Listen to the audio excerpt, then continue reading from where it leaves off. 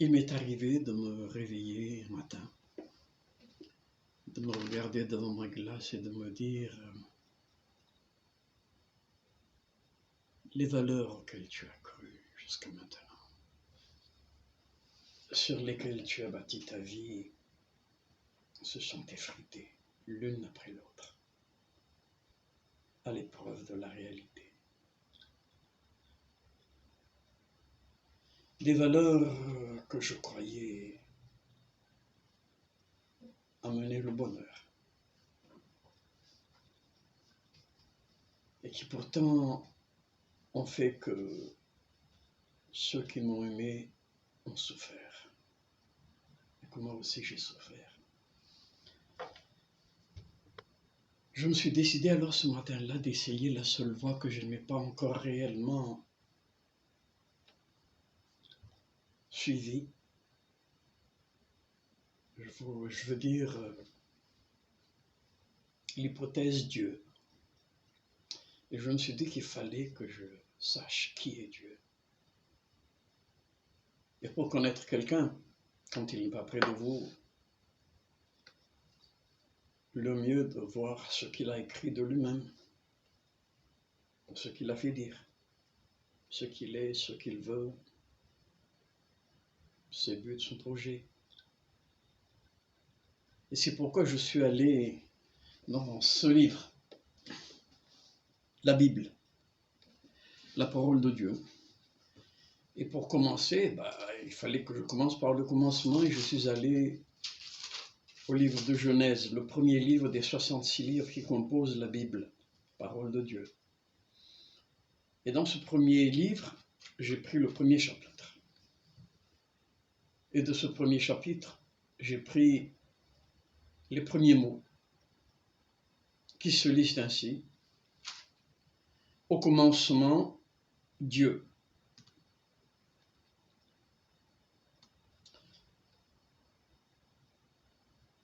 Je ne prétends pas définir Dieu, mais je peux quand même imaginer des attributs qui vont nécessairement avec l'idée que nous pourrons avoir de Dieu. Dieu, s'il y a Dieu, Dieu est omnipotent, omniscient et omniprésent. Ou en d'autres mots, il peut tout, il sait tout, il est présent partout à la fois. Vous voyez, que je crois ou non, je me disais, ces attributs vont nécessairement avec l'idée de Dieu. Excusez-moi.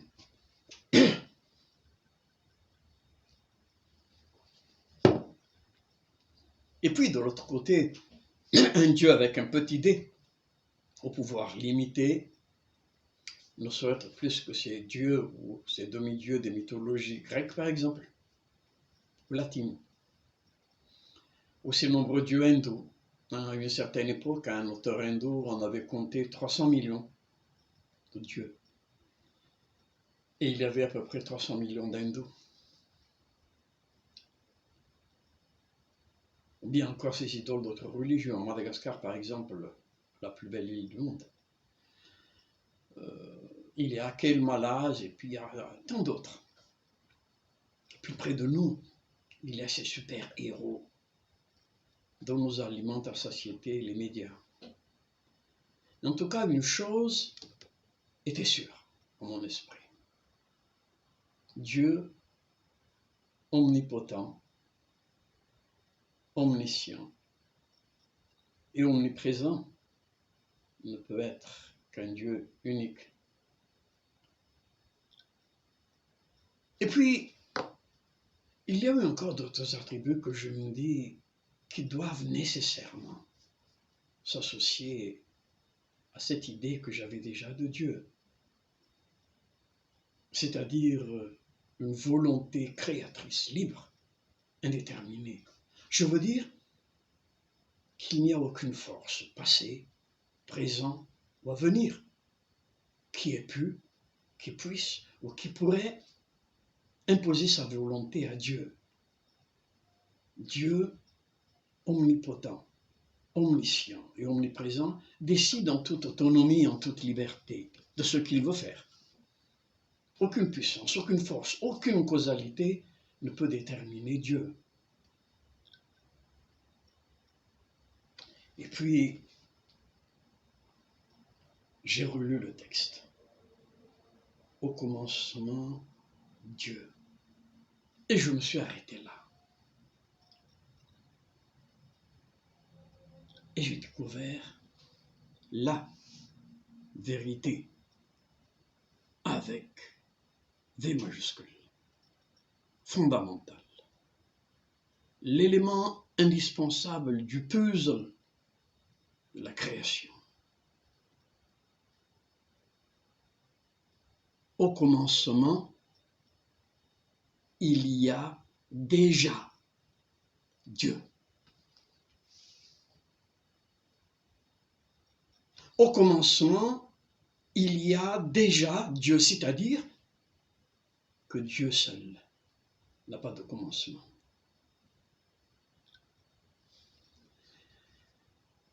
Ce fut une révélation pour moi. Je me disais qu'à peu près beaucoup des questions que je me suis posées trouvaient déjà un début de réponse. Mais le texte d'ajouter au commencement, Dieu créa. Dieu décida de créer. Ou il aurait pu décider de ne pas créer. Il aurait pu ne pas créer car il est la seule volonté totalement libre. Mais Dieu créa le monde à partir de rien. Il le tira du néant. Le monde est sa création. Et il ne fait pas partie de cette création. Sinon, il n'en serait pas le créateur. Une troisième vérité m'est apparue alors. En dehors de Dieu, tout ce qui existe a un commencement, une cause. Car au commencement, Dieu. Et Dieu égrena le temps.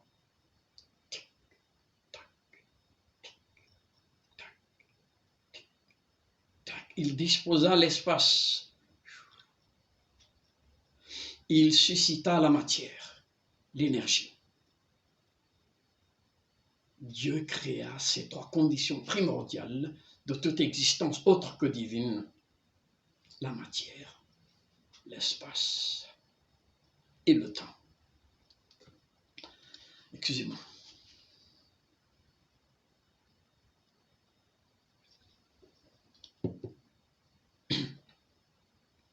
Et Dieu ne dépend pas de ces conditions d'existence, car une cause est toujours extérieure à ce qui est causé.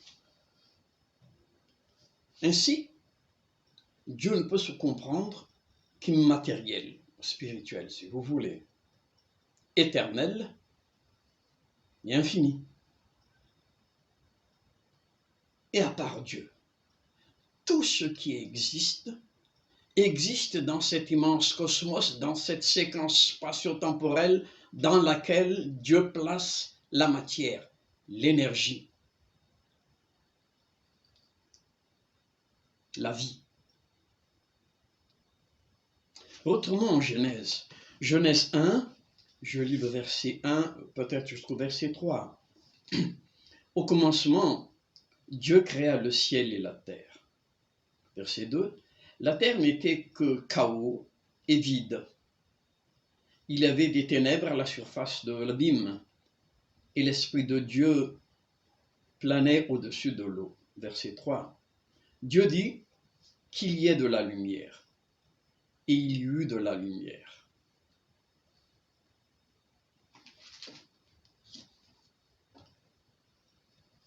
Et cela continue. Dieu vit que la lumière était bonne, et Dieu sépara la lumière des ténèbres. Dieu appela la lumière jour, et les ténèbres, nuit. Il y eut un soir, et il y eut un matin, ce fut le premier jour. Et je me dis, et si ces trois mots seuls faisaient la Bible? Au commencement, Dieu.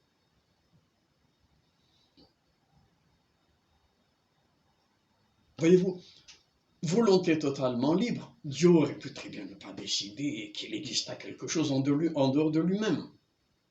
Et alors la Bible ne conviendrait que ces trois mots. Au commencement, Dieu. Mais voilà, Dieu créa. Et voici la matière, l'énergie, l'espace et le temps. Mais encore, cette création n'aurait eu aucun sens si Dieu n'a pas pensé à vous, à moi, à nous. Et plus encore, si ces trois mots seuls faisaient la Bible, au commencement, Dieu, même la Bible n'aurait aucune raison d'être, car qui la lirait et qui aurait besoin de la lire? Pas Dieu en tout cas. Voyez-vous, moi, la nuit, je vois le ciel étoilé. Le matin, je sens sur ma peau la chaleur du soleil. Et ma mémoire me rappelle des rires, des pleurs, de la joie, de la tristesse. Mon album Souvenir interne me fait revivre des victoires et des défaites, tout aussi trompeuses, comme le disait Rudyard Kipling dans If. Oui, mon album interne me fait revivre tout cela. Ma vie pleine de chaos, mais une vie digne d'être vécue, car toute vie est digne d'être vécue. Oui, il m'est arrivé d'avoir mal, si mal dans ma peau, que je voulus me défiler, déserter la bataille de la vie. Mais me voici. Peut-être que j'aurai l'occasion de vous raconter cela un jour. Me voici bien vivant. Et au fond, je suis content, bien content d'exister. Et puis, je me dis que cela aurait pu ne pas être, que nous aurions pu ne pas exister. Si ces trois mots seuls faisaient la Bible, au commencement Dieu, nous aurions pu ne pas exister, vous à m'écouter, moi à vous parler. Mais vous me dites, à parler ainsi, c'est mal connaître Dieu. Et vous avez raison. Mais en tout cas, ces premiers mots, ce premier chapitre, ce premier livre de la vie, me révèlent quelque chose de formidable, de merveilleux, quelque chose digne d'être appréhendé, d'être saisi, d'être gardé, d'être thésaurisé, faisant une brèche dans l'éternité. Dieu commence l'histoire. Dieu commence la séquence temporelle et se présente comme la cause des causes, le début des débuts, le premier maillon de toute la chaîne de l'histoire. Au commencement, Dieu créa. Et ce Dieu nous octroie la vie, l'existence, mais plus encore. Et autrement supérieur à cela, il nous donne la capacité de comprendre cet acte de création que j'appelle cet acte d'amour.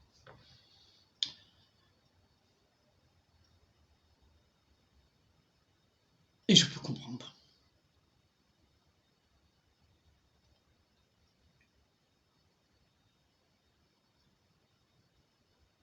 Je peux prétendre à la compréhension, même relative, de cette création de Dieu. Écoutez, si l'occasion se présente, regardez l'espace à travers un télescope.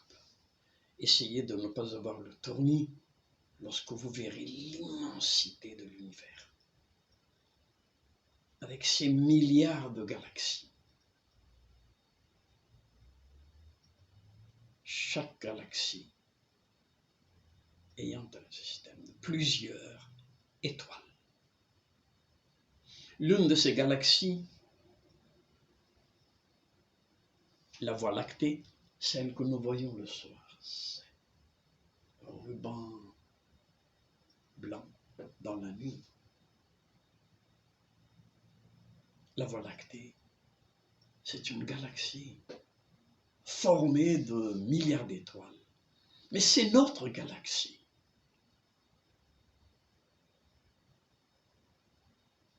Et notre étoile, qui se situe, paraît-il, un peu au bord de cette galaxie qui ressemble à un disque,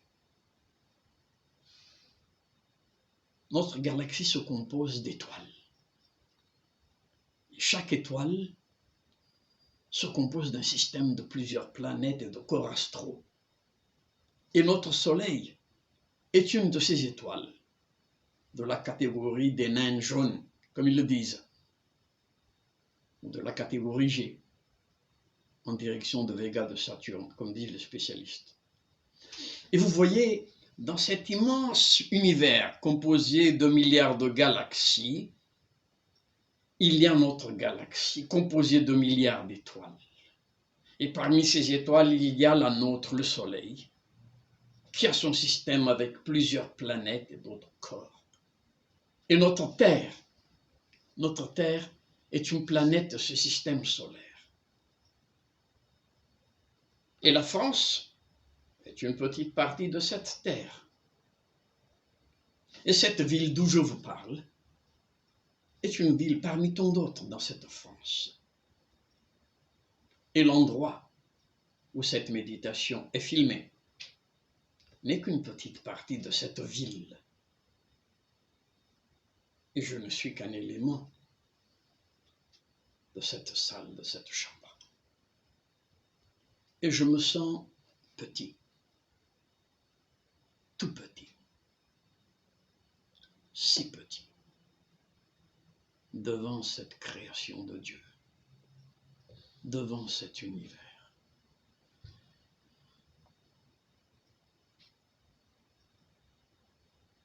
Mais quoi? Tout aussi petit physiquement que nous sommes, face à ces grands objets astronomiques, nous pouvons les penser, les connaître relativement, mais nous avons conscience de leur existence. Nous pouvons les connaître, les recréer dans notre esprit, les comprendre, prendre avec nous dans notre esprit. Et alors, ça nous ramène à quelque chose. Je me suis demandé, mais d'où vient ce pouvoir? Et il y a un chant que j'aime beaucoup dans la Bible, c'est le chant numéro 8 des psaumes.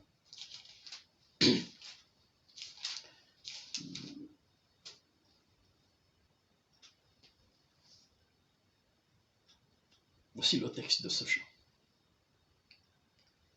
Quand je contemple le ciel, œuvre de tes mains, la lune et les étoiles que tu y as placées, je dis, qu'est-ce que l'homme pour que tu te souviennes de lui, et le Fils de l'homme pour que tu prennes soin de lui. Voyez-vous, l'homme doit avoir une certaine valeur, ou une valeur certaine aux yeux de Dieu. pour que l'absolu se souvienne de lui. Et pas seulement cela. Il ne se souvient pas seulement de Dieu, de l'homme, il lui confie aussi cette création, ce monde. Dans Genèse, que nous avons ouvert tout à l'heure, auquel nous allons revenir toujours au chapitre 1er, et cette fois-ci au verset 28 et 29,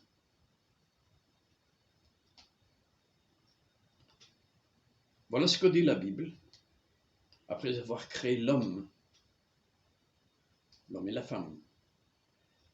Dieu les bénit et leur dit, reproduisez-vous, devenez nombreux, remplissez la terre et soumettez-la, dominez sur les poissons de la mer, sur les oiseaux du ciel et sur tout animal qui se déplace sur la terre. Qu'est-ce que l'homme? Pour que tu te souviennes de lui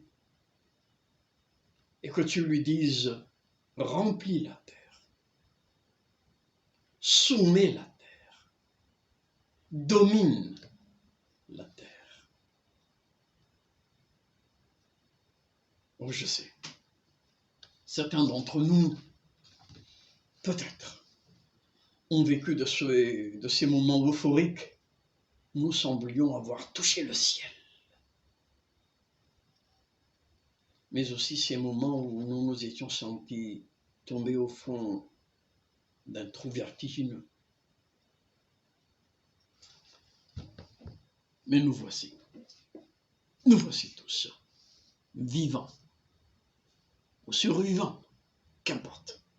Mais nous voici, peut-être raccommodant nos os brisés, suturant nos plaies, peut-être pavoisant de joie, célébrant des victoires. Mais nous voici. Et cela dit tout. Nous voici, alors soyons reconnaissants de ce que la Bible ne s'arrêta pas aux 3 premiers mots. Au commencement, Dieu. Soyons reconnaissants que Dieu décida de créer. Oui, nous pouvons écouter avec reconnaissance toujours le psalmiste, celui qui compose ses chants, en psaume. J'aime bien le chant numéro 100. Le psaume numéro 100. Et voilà ce que ça dit. Sachez que l'Éternel est Dieu. C'est lui qui nous a fait. Et nous lui appartenons. Nous sommes son peuple. Le troupeau dont il est le berger.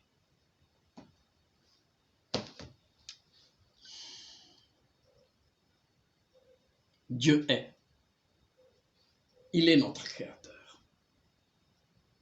Il est vivant. Il est amour. Et dans 1 Chronique, le livre des Chroniques, chapitre 29, et au verset 11. À toi, Éternel, sont la grandeur, la puissance et la splendeur, l'éternité et la gloire. Car tout ce qui est dans le ciel et sur la terre t'appartiennent. À toi, Éternel, sont le règne et l'autorité suprême.